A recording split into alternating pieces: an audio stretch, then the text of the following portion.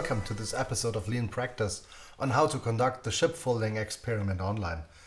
We do the shipfolding experiment whenever we want to demonstrate the effects of flow-based work and workflow design on process output. So, this year, one of my major questions was how to conduct the shipfolding experiment online. After having tried some things out, I finally found one solution which works very well for me. I facilitated and refined this version in several trainings and workshops until I finally got to the point where I'm now saying it works well and I'm happy to share. Of course, online works differently compared to on-premise trainings. Both have pros and cons. But the online version offers advantages which can be very powerful to the learning experience. Firstly, like in a real company, you can hinder the attendees to overlook the whole process. They only see what they are working on, and they have no clue about what's going on in the rest of the organization. Secondly, you can perform much more detailed debriefs, as you can record the session and use time-lapse videos to analyze the workflow. That can be very impressive for the attendees. In this session, I invited some friends to join me on that experiment and who allowed me to film and publish their performance. So with their help, I can introduce you now to my version of the shipfolding experiment and online and share with you my thoughts on how to conduct this. But now let's begin with the setup of the board. So here you can see pretty much an overview of the board. So what I did is I set up a production lane, just like in the shipfolding experiment as we do it in on-premise training. So we have different production steps like pre-production and production itself and delivery at the end. You can do this with one or two groups. If you want to run it with more than one group, you just need to set up two production lanes in parallel. So let's jump into the production lane and see how every single workstation works and what the people are supposed to do when working in this flow experiment. So every column represents either a team or the work of a single person. In the top of the columns you can see a description of what is to be done. So in this very first column, for example, the work needs to be prioritized, which means you have to pull work from the potential work column up front, and you have to number it in ascending order. So the first person has nothing else to do but pulling as much work as possible into the process and number it in ascending order, and as soon as it's done, throw it over to the next work step, which in my version is called standardized work. Work standardization in my work process means switching the type of the work item. So in the original potential work column in the very beginning of the work process, you find post-its, and post-its are square by default. So if you want to change the shape of the work item, you need to switch the item type, and this is what the second person in the process is supposed to do. So they have to change from post-it to rectangle, and as you can see, if you do that, the shape can be changed. It's not the job for this person in work step 2 to change the shape of the work item, but we need this functionality for the next work step, for work step number 3, which is called sizing. So now we wait until the work items are finished. Remember, we are in an unlimited push system, so you work as fast as you can, you produce as much as you can, and you throw it over the fence to the next work step. And now in sizing, the job the person who's in there has to do is change the size of the work item, maybe change the format of the work item. I normally put in this blue box here, not to let the work items become too big, because then it's very hard to work furthermore in the process. So the fourth step, so after the size has been changed, is called change the orientation. What the person here has to do, the person who's working here has to do, is he or she has to mark the work item. Then you see this little arrow on the lower left side, and by using this, grabbing this with a mouse, you can change the orientation of the work item. And this is what the person is supposed to do. It really doesn't matter what angle or to which degree the rotation is being done. The important thing is that it's being done. And well, in terms of later bottlenecks, it's cool to have different orientations. So not everything should look the same. Now the fifth work step in my process is decorating, and this is something to tell a story. Well, we are producing digital parts, and we're the coolest in the market, so all our customers buy whatever we produce, so it's good for us to produce as much as possible. This is a good story to tell the people that they should work as fast as possible. And our speciality is this decoration, putting decorator icons on the work items. And I normally prepare a set of decorator items in the top. And you have to, when you work in this fifth work step, you have to copy and paste one of these decorator items, put it on the work item that's been sent over to you. And now, to make it a little harder, you have to do a grouping. That means you have to mark the work item and the decorator item, and put and push the group icon in the menu bar up there. So now when you group it, you can see it.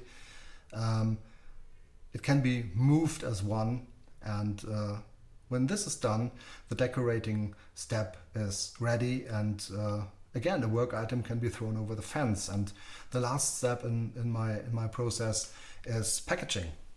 This is the part where we create the value.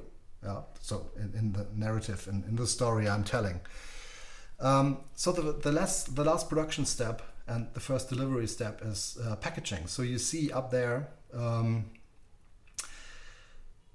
packaging material which I have prepared, which is nothing more but a gray transparent form, rectangle form, which needs to be aligned in orientation and which needs to be aligned in shape. I always say it's okay when three sides of the packaging shape fit to the shape of the original work item. So you have to change the orientation, you have to change the size, and you have to do a grouping again to move the whole thing. And this is the very last step. And well, everybody who's ever done the flow experiment before and who's done the ship folding experiment before knows that this is one of the, well, this is definitely the most complex work stop, is going to be the bottleneck. Now the last step, step 7, is that's our controlling. So one person should be there counting the number of work items finished per minute. So when we do the experiment, I let a counter run down. So the first round of the experiment in my version goes for 3 minutes, with a counter starting at 3, going down to 0.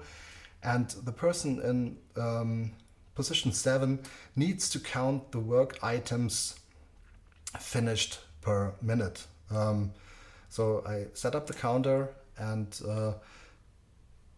normally the people, well, yeah, they should use pen and paper. That's the easiest way. Normally I prepare a field.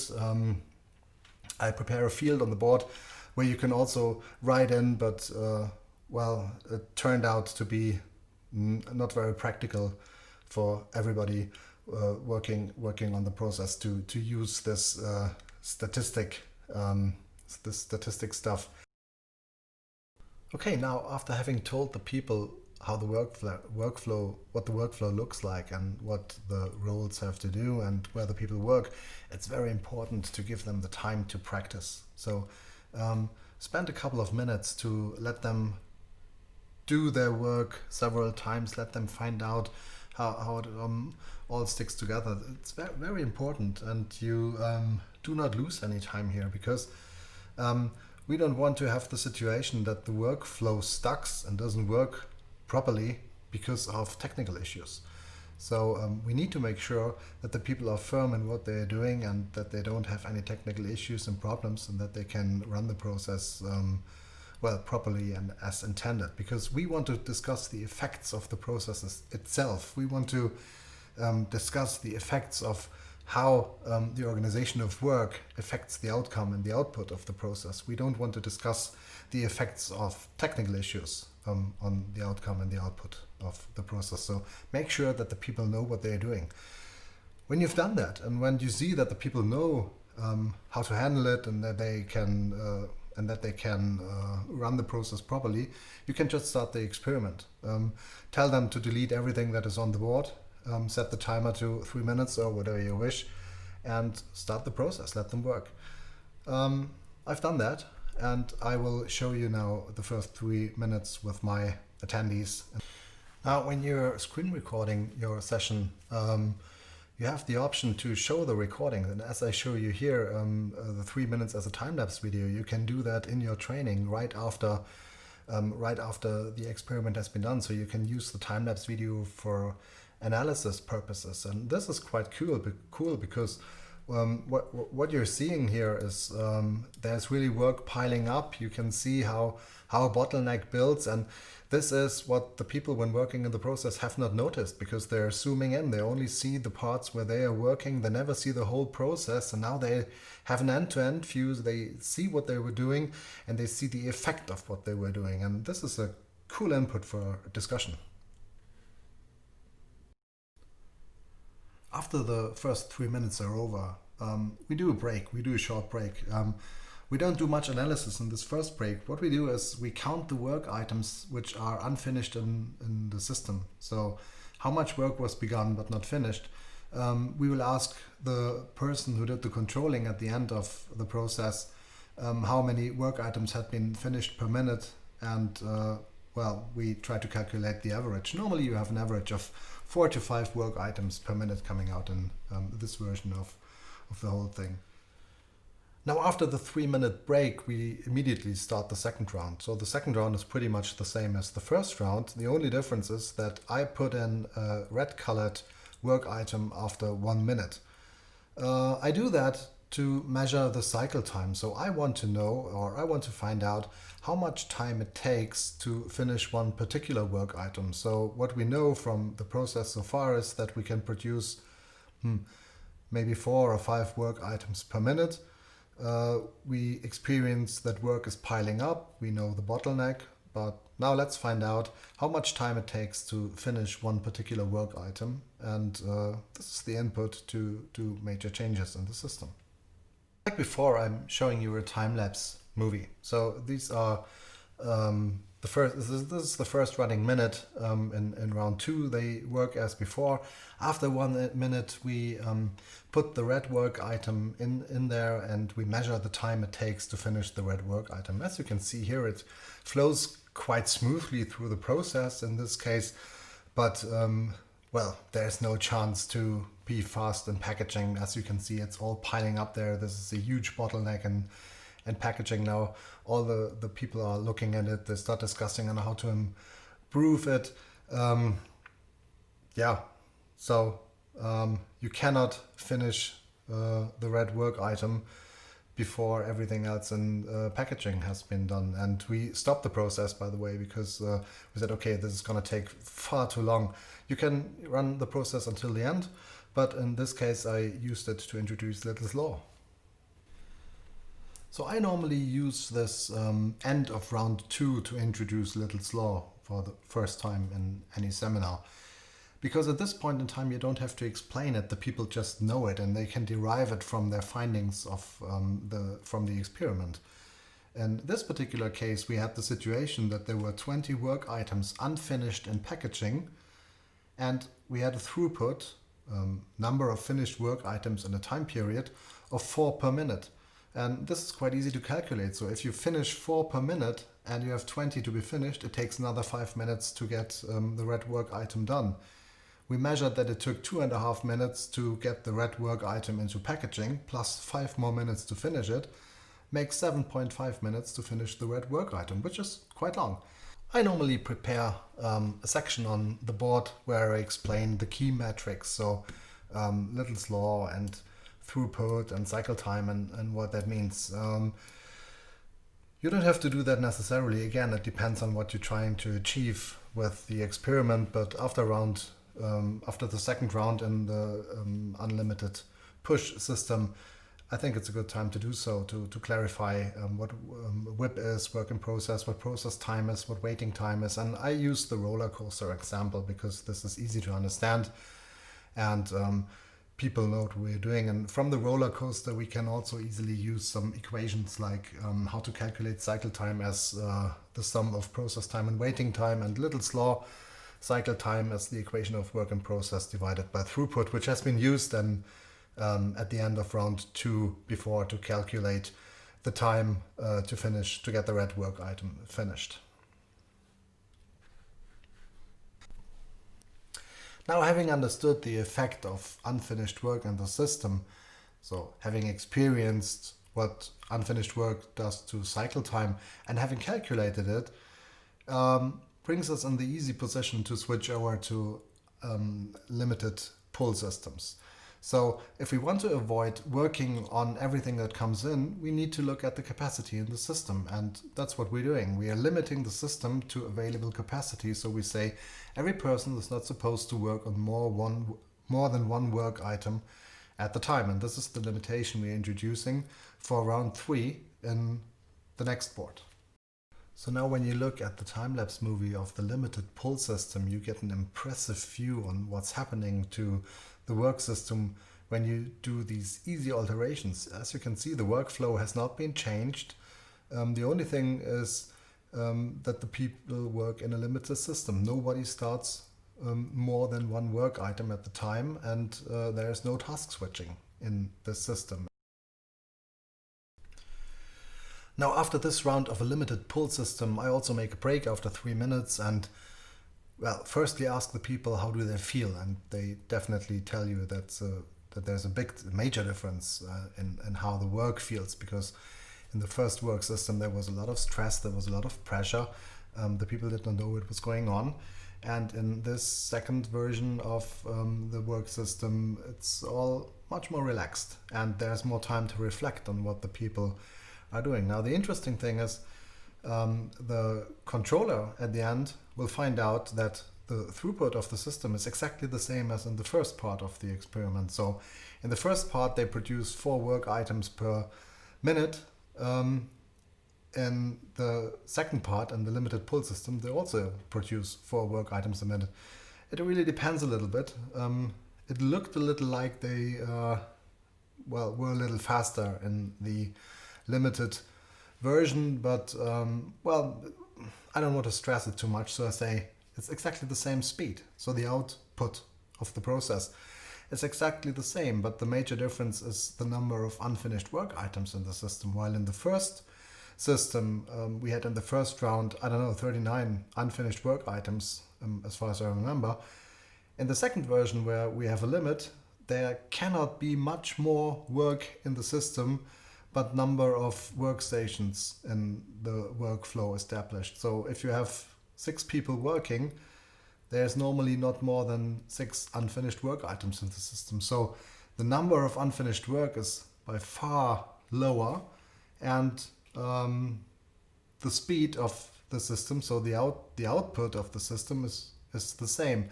And as we have discussed the relationship between number of unfinished work items in the system and throughput, so number of work items finished in a period of time, we can imagine that the cycle time of a particular work item will be much faster than in the first version, in the unlimited push system.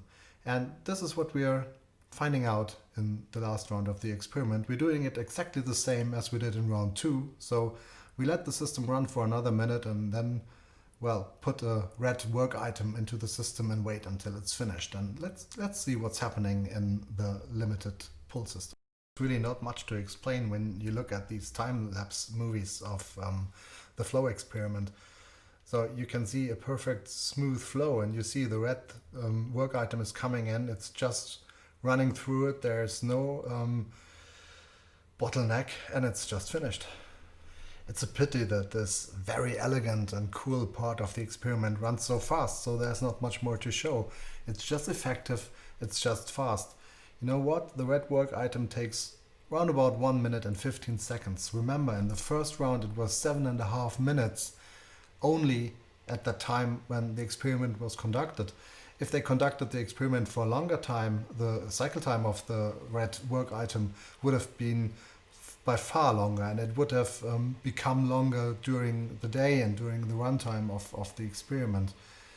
When working in a limited pull system, we work in a completely stable system. We know that there will never be more than, in this case, 6 or 7 work items in the process. So the cycle time still depends on work in process, but as we keep work in process stable through limitation, we keep cycle time stable through limitation. So we can promise our customer that we deliver after 1 minute and 15 seconds, no matter whether she or he orders the red work item in the morning or, I don't know, at the later daytime when the process has been running for several hours. There is much more efficiency in it. There is much more room and space for thinking about the process, and there's much more space to improve the process and to involve the people who work in it. So I hope you enjoyed it, and I hope you get my thought of how to translate the flow, the shipbuilding experiment into the online world. If you like this way of conducting the experiment, well, feel free to do it in your trainings as well. If you want to improve it, if you have good ideas, please share them. We can all learn from each other, and I guess everybody has good ideas, and let's put them together to build up a very cool experience for our attendees in the trainings and in the workshops, and to make it a cool way to experience flow and the idea of flow-based work. If you're interested in other lean agile workshop or training topics as well, just let me know. Drop me a message and we can get in contact. Thank you very much for your attention, and see you soon.